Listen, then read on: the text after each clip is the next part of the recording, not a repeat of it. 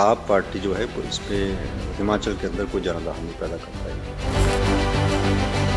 तो मैं पूछना चाहता हूँ बड़ी-बड़ी पार्टीज़ क्या एक आय के साधन क्या किसी के पास हैं?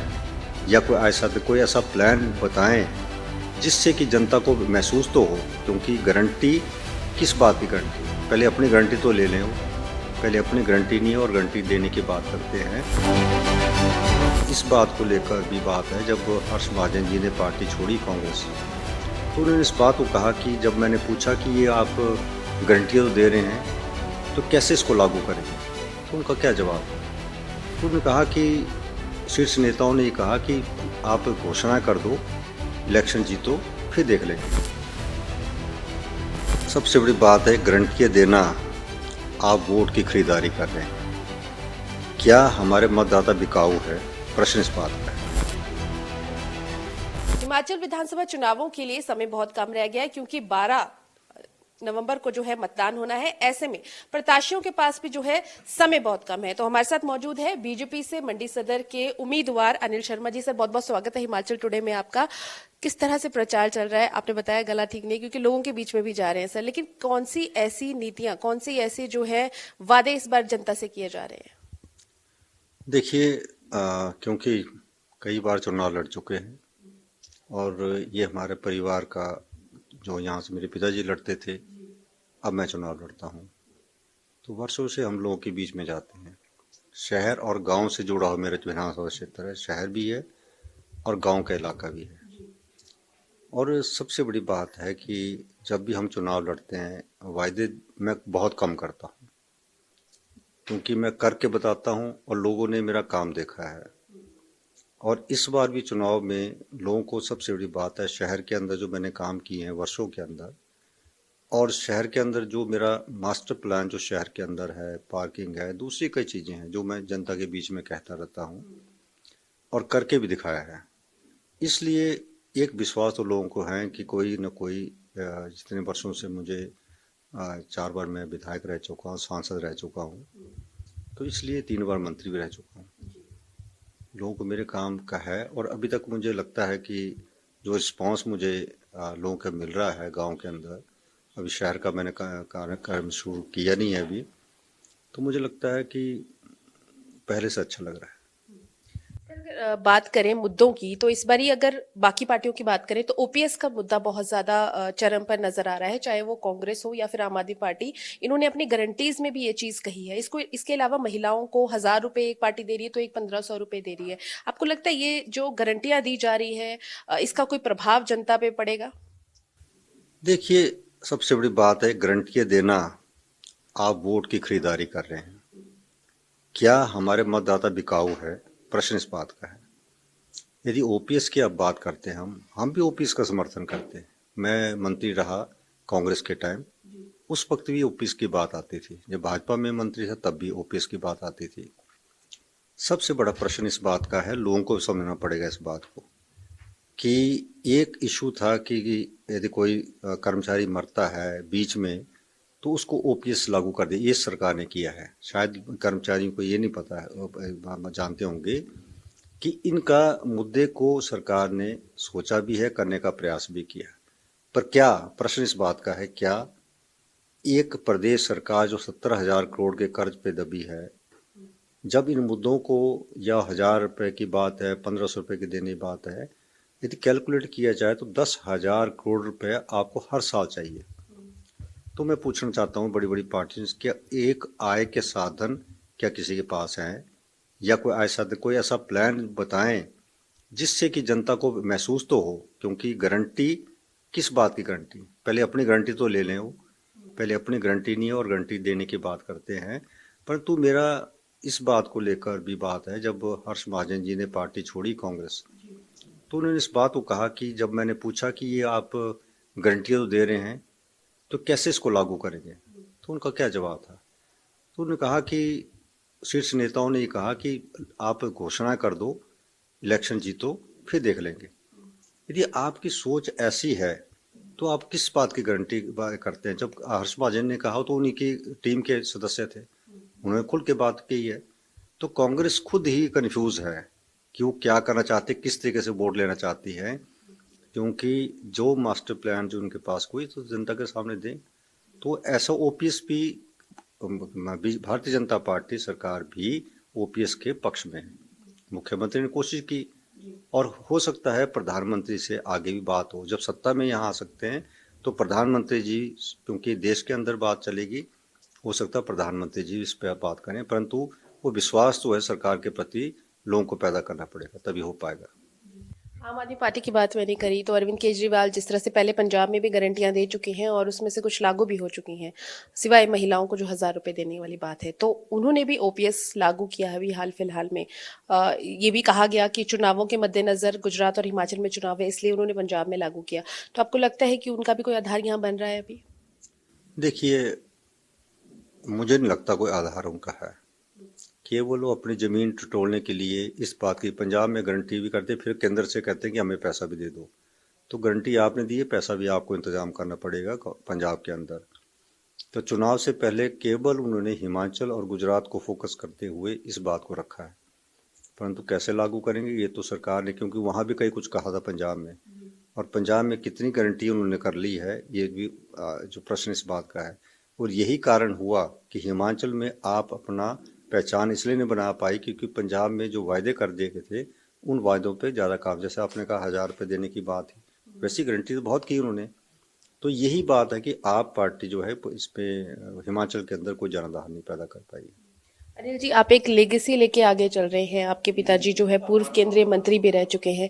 ऐसे में किस तरह से देखते हैं, चुनौतियां कितनी है या जनता का किस तरह से विश्वास आप जो है जीत पा रहे हैं? क्योंकि पिता के किए गए कामों को शायद लोग अभी तक भी नहीं भूले और एक बड़ा नाम रहे हैं वो हिमाचल की राजनीति में। देखिए, मैं कांग्रेस की बात भी करना चाहता हूँ। पिछला चुनाव प्रतिभा सिंह जी ने चुनाव जीता और उन्होंने अपने पति के नाम पर, राजा वीरभद्र सिंह 6 बार मुख्यमंत्री रहे, उनके श्रद्धांजलि के रूप में, उनके आप पोस्टर देखें, उनके श्रद्धांजलि के रूप में उन्होंने पोस्टर छपवाए और राजा वीरभद्र के नाम पर श्रद्धांजलि के रूप में उन्होंने वोट मांगे। और वही कारण था कि रामपुर में 100 में से 90 वोट कांग्रेस को पड़े। मैं भी इस बार चुनाव में के अंदर श्रद्धांजलि के रूप में लोगों के जा रहा हूँ। ये नहीं कि मैंने काम नहीं किया है, पर श्रद्धांजलि मैं अपने पिताजी के नाम पे इसलिए मांग रहा हूँ कि लोगों को याद उनके काम, एक पहचान जो मेरे चुनाव क्षेत्र की है, प्रदेश की है, वो चुनाव मेरे पिताजी ने जो है पैदा की है। यदि मोबाइल आज आपके हाथ में तो मेरे पिताजी की देन है। तो सब कुछ मैं लोगों को याद करा रहा हूँ, तो उनके लिए मैं भी श्रद्धांजलि मांग रहा हूँ। और मुझे लगता है कि सदर के लोग मन बना चुके हैं कि हम ये चुनाव पंडित सुखराम जी के श्रद्धांजलि के रूप में जो है वो आगे इस मतों में जो है 12 तारीख को डालने वाले हैं, ये मुझे लगता है। एक और सवाल मेरा ये भी बनता है सर, सोशल मीडिया का कितना इस्तेमाल इस बार चुनावों में देखने को मिल रहा है और कितनी की राजनीति अब हिमाचल में बदली है कुछ पिछले समय से? देखिए, ये ठीक है कि सोशल मीडिया एक बहुत बड़ा इसमें फ़ायदा भी है और नुकसान भी है, क्योंकि आप देखते हैं सोशल मीडिया का प्रचार, कुछ ऐसे नेता मैं देखे हैं जो पुराने फ़ोटो डालते हैं। जब वो कभी गए होंगे गांव में, जब किसी सरकार से जुड़े होंगे, वो आज फ़ोटो डालने अपने पुराने फ़ोटो जो है, अभी तक वो शहर से बाहर निकले नहीं होंगे अभी, परंतु प्रचार में वो जो सोशल मीडिया का फ़ायदा उठाने के लिए वो पुराने फ़ोटो डाल के लोगों में एक प्रचार इस तरह कर रहे हैं। तो सोशल मीडिया का फ़ायदा भी है और नुकसान भी। इस बात को मैं कह सकता हूँ कि धरातल में लोगों को मैनिपुलेट करने के लिए कुछ इस तरह के भी वो इस्तेमाल सोशल मीडिया करते हैं। आज ये ठीक है, ज़माना बदल गया है। आज नौजवान जो है, या इवन नौजवान के हम भी देखते हैं कि सोशल मीडिया में आजकल क्या चल रहा है। अखबारों से ज़्यादा हम सोशल मीडिया को देखते हैं और वहाँ से एक ट्रेंड का पता लगता है कि ट्रेंड किस तरफ चला है। तो सोशल मीडिया सच में आज जो है एक मतदाताओं को ट्रैक से बाहर भी ले जा सकता है, ट्रैक के अंदर भी ला सकता है। अनिल जी, इस बार हमने टिकट्स को लेकर काफी ज्यादा जो है घमासान देखा हिमाचल की राजनीति में भी और मतभेद भी काफी सारे देखे। परिवार में ही काफी मतभेद देखे। परिवार जो एक बीजेपी ने पॉलिसी रखी थी, एक परिवार एक टिकट, इससे कितने के लोग अब जो है सहमत हो पाए हैं? क्या रूठों को बना लिया गया है? हालांकि मैंने मुख्यमंत्री जयराम ठाकुर से सुबह भी बात करी थी तो उन्होंने कहा हम बना लेंगे, प्रयास जारी है।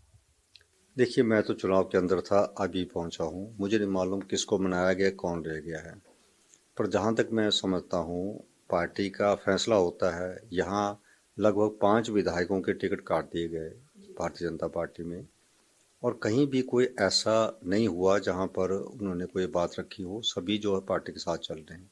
पार्टी का फैसला क्यों हुआ है, मुख्यमंत्री जी ने जरूर उनको बताया होगा। और निस्संदेह चाहे कांग्रेस हो चाहे भाजपा हो, पार्टियों में जब एक टिकट नहीं मिलता तो कहीं ना कहीं दूसरे रास्ता वो कर लेते हैं, कोई इंडिपेंडेंट लड़ते हैं। तो चुनाव के अंदर इस तरह की बातें चलती रहती हैं, परंतु फिर भी यदि हम देखें तो लोग दोनों पार्टी की तरफ देखते हैं, कौन है कैसे है। और सबसे बड़ी बात है, भारतीय जनता पार्टी की जो सिस्टम है काम करने का, वो शायद कांग्रेस में नहीं है। क्योंकि मैं कांग्रेस से आया हूँ, मैं जानता हूँ उनके कार्य काम के, क्योंकि वो केवल चुनाव के में एक्टिव होते हैं। और भारतीय जनता पार्टी का मैं सिस्टम देखता हूँ, ये 5 वर्ष जो है पार्टी के ऑर्गेनाइजेशन के लिए काम करते हैं। उसी से आज देश के अंदर यदि भारतीय जनता पार्टी मजबूत हुई है, तो निस्संदेह उसके पीछे जो है उनके कार्य करने का तरीका, कार्य करने जनता में और लोगों में बीच में जाने का जो कार्यक्रम बनाते रहते हैं, उससे भारतीय जनता पार्टी आगे बढ़ी है।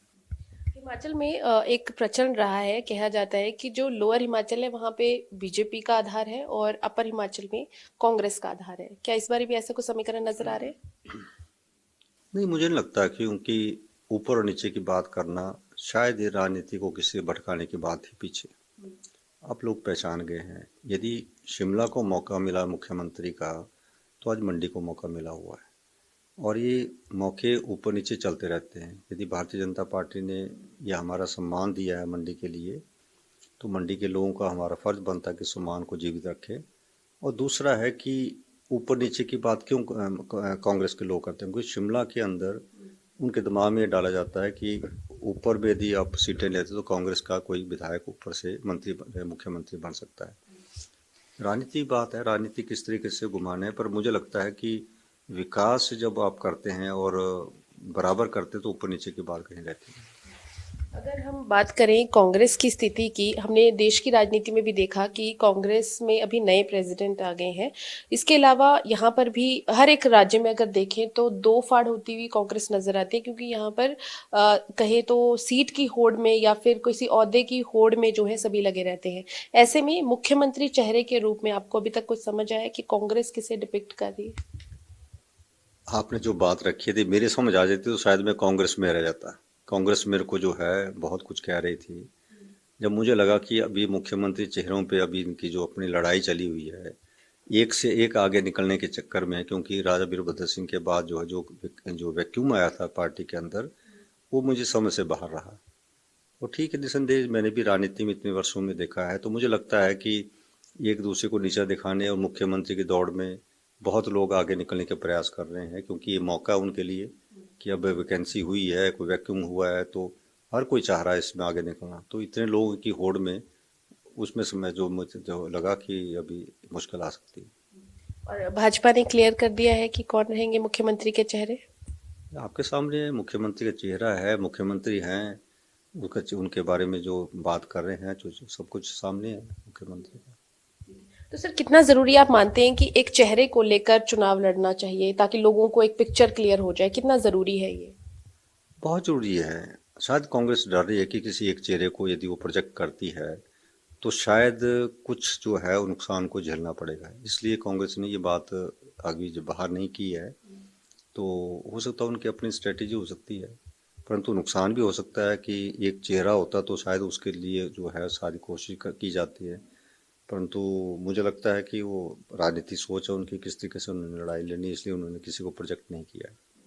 आपके ओपोनेंट चंपा ठाकुर जी खड़े हैं, उनके साथ भी हमारी बातचीत हुई तो उन्होंने कहा कि पिछले 5 सालों में यहाँ सिर्फ 2 जगह विकास हुआ है, सिराज में और एक धर्मपुर में। देखिए, जब भी ताकत होती है किसी मंत्री या मुख्यमंत्री, निस्संदेह जब भी उनसे पूछें कि राजा वीरभद्र सिंह जी जब मुख्यमंत्री थे तो क्या रामपुर में विकास नहीं हुआ? वहाँ जो है सारा पैसा जो है कांग्रेस के वक्त हम भी चीखते थे कि विकास जो हुआ है वो रामपुर में हुआ है। तो उसका जवाब भी देना चाहिए कि उस वक्त हम भी चीखते रहते कि हमारे काम नहीं हो रहे हैं। वहाँ तो पैसा बचाया जाता था, लगाया नहीं जाता, पहले बचाया जाता था। आज वो लोग जो हैं इसीलिए होड़ में लगते हैं कि हमारे यहाँ पर जो काम हुआ है। आज ठीक है, सराज पिछड़ा हुआ इलाका था, मुख्यमंत्री के आने के बाद उसमें विकास की जो गति बढ़ी है, निसंदेह वो एक मुख्यमंत्री का क्षेत्र था। मेरी भी इस बात के लिए हमेशा मुख्यमंत्री से रही थी कि मैंने ये नहीं कहता हूँ कि मेरे क्षेत्र में जो हो सकता था उसमें कुछ कमी है, पर हुआ है। जैसे आज आप कहते हैं कि मेरे यहाँ यूनिवर्सिटी हुई है, जो सेकंड यूनिवर्सिटी जो हमारी हिमाचल की हुई है वो मंडी में खुली है। तो क्या मुख्यमंत्री ने जो बहुत बड़ी सौगात केवल सराज के लिए नहीं, वो तो पूरे मंडी के लिए सराज आई है, निचले क्षेत्र के लिए यूनिवर्सिटी आई है। और एयरपोर्ट की बात करते हैं वो नेर चौक में, तो क्या वो सराज में बन रहा है? वो भी नेर चौक में बन रहा है, तो वो सराज में तो नहीं बनेगा। तो ऐसी चीज़ों का प्रचार करके निसंदेह वो इस बात को राजनीतिक मोड़ देना चाहते होंगे। कमी है कि किसी क्षेत्र में आगे ज़्यादा काम हो। दोनों मंत्री एक नंबर के नंबर 2 के मंत्री थे, उनके क्षेत्रों में काम संभव था कि वहाँ काम होता। और मुझे लगता है कि मैंने भी ये बात मुख्यमंत्री से की कि मेरे क्षेत्र में अब काम जो है दूर होना चाहिए, जो सपने मैंने लिए हैं इस क्षेत्र के लिए। तो नड्डा जी ने भी पूरा विश्वास दिया है, माननीय मुख्यमंत्री ने दिया है, उसी विश्वास के ऊपर मैं चुनाव लड़ रहा हूँ। सर अगर बात करें जिस तरह से चुनावों का इस वक्त माहौल चल रहा है, कितनी ज्यादा टफ फाइट किसके साथ नजर आ रही है? कांग्रेस के साथ या आम आदमी पार्टी भी कहीं है? देखिए, आम आदमी पार्टी का तो यहाँ ना मुझे लगता नहीं है कि ठीक है, वो अपना एक बेस ढूंढ रहे होंगे। तो जिसको उन्होंने कैंडिडेट बनाया वो जिला परिषद का सदस्य रहा हुआ है, इंडिपेंडेंट भी लड़ा हुआ इलेक्शनों में, उस वक्त वो बात कुछ और थी। तो मुझे लगता कुछ जिला परिषद कुछ आप लोग तो मुझे फ़ोन कर रहे हैं कि हम आपको ज्वाइन करने वाले हैं, हमने ज्वाइन की थी आप पार्टी, कुछ लोग ऐसे भी हैं। तो मुझे लगता जनाधार होता तो ऐसी बात नहीं करते। और जहाँ तक कांग्रेस की बात रही, कांग्रेस और भाजपा की ही टक्कर होगी जहाँ तक मैं समझता हूँ हिमाचल के अंदर। और देखते हैं आगे कैसे क्या चलता है। स्टार प्रचारकों की बात करें सर, कौन कौन से बड़े नेता आ रहे हैं और मंडी में किसकी रैली होने वाली है? अभी जब पीएम मोदी कह रहे थे, सुनने में आया था कि वो आ रहे हैं यहाँ पे। देखिए, स्टार प्रचारक जो हैं भारतीय जनता पार्टी के, नरेंद्र भाई मोदी से लेकर हमारे प्रधानमंत्री से लेकर अमित शाह से लेकर बड़े बड़े नेता जो हैं स्टार प्रचारक के रूप में जो है हिमाचल में आएंगे, जो मुझे सूचना मिली है। योगी जी हैं, बहुत से ऐसे नाम हैं जिनके हम कह सकते हैं। तो स्टार प्रचारक की भारतीय जनता पार्टी में कमी नहीं है। कैसे इस्तेमाल करेंगी वो तो पार्टी फैसला करेगी, उसमें मैं नहीं कह सकता हूँ, वो तो उस पर डिपेंड करेगा। बहुत बहुत धन्यवाद sir and all the very best. Thank you. तो बिल्कुल तैयारी पूरी है, जनता के बीच में जाके अपने मुद्दे लेके जा रहे हैं और भाजपा 5 सालों में जो काम किए हैं वो भी गिना रही है और इसके अलावा क्या करेगी ये भी बता रही है। कैमरा पर्सन मंजीत के साथ पूजा वर्मा, हिमाचल टुडे, मंडी।